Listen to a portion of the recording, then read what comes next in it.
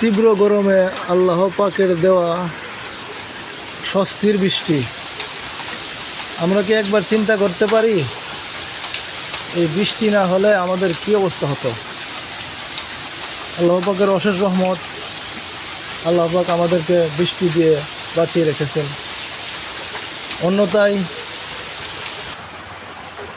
এই তীব্র গরমে আমরা শেষ হয়ে যেতাম, হাহাকার করতাম, গরমের জ্বালায় ঠিকমতো ঘুমাতে পারতাম না। চিন্তা করে দেখেন, প্রতিদিনই আল্লাহ পাক কিছু না কিছু বৃষ্টি দিয়ে যাচ্ছে শুধুমাত্র আমাদের সুখ শান্তির জন্যে। এজন্যই আমাদেরকে বেশি বেশি করে আল্লাহ পাকের ইবাদত করতে হবে, নামাজ পড়তে হবে,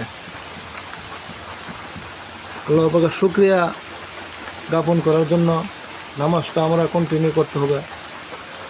ওকে, আল্লাহ হাফেজ।